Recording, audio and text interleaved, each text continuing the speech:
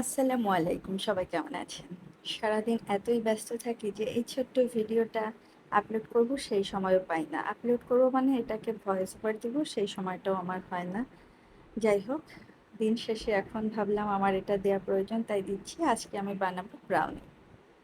আমার ব্রাউনি বানানোর আয়োজন দেখে খুব পরিপাটি মনে হচ্ছে না, কিন্তু আমি ব্রাউনি কিন্তু খুব ভালোই বানাই। আপনারা একটু লক্ষ্য করলেই দেখবেন আমি ব্রাউনিতে প্রচুর পরিমাণ চকলেট এবং বাটার ইউজ করেছি। প্রথমে আমি চকলেট আর বাটারটা চুলায় হালকা আঁচে মেল্ট করে নিয়েছি। তারপরে আমি চিনি দিয়ে এটাকে অনেকক্ষণ এই হ্যান্ড উইক্স দিয়ে ভালোভাবে মিক্স করে নিয়েছি। তারপরে এটা ঠান্ডা হয়ে আসলে আমি 4টা ডিম দিয়ে ভালোভাবে মিক্স করে নিয়েছি।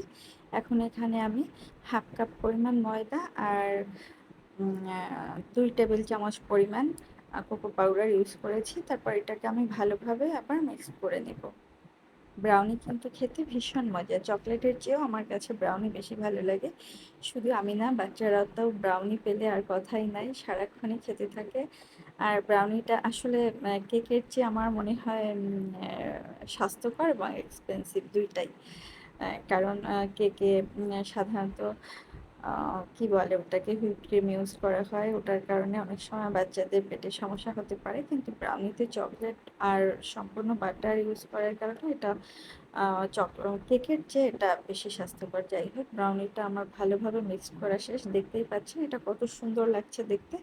আর এখন এটাকে আমি বেক করব। আর আমি ইচ্ছা করলে এটাকে ওভেনে বেক করতে পারতাম, কিন্তু সবাইকে দেখানোর সুবিধার্থে আমি এটা চুলায় বেক করে নিলাম। আর দেখুন ব্রাউনিটা কত সুন্দর হয়েছে। এখন আমি ব্রাউনির জন্য একটু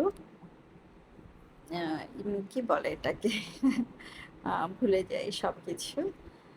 এটা হচ্ছে গানাশ রেডি করে নেব। আমি এখানে হুইপ ক্রিম আর চকলেট ভালোভাবে মেল্ট করে নিয়ে এটা একটু ঘন হয়ে আসলে আমি ব্রাউনির উপরে এটা ঢেলে দিব। একটু যেন ঘন হয়, তাহলে আসলে আরও বেশি মজা হবে ব্রাউনিটা খেতে। আমি প্রচুর চকলেট ইউজ করেছি ব্রাউনিতে, দেখুন কত সুন্দর লাগছে। এরপরে আমি এর উপর একটু কাজু বাদাম ছিটিয়ে দিব, তাহলে দেখতেও বেশি সুন্দর লাগবে এবং খেতে ভীষণ মজা হবে।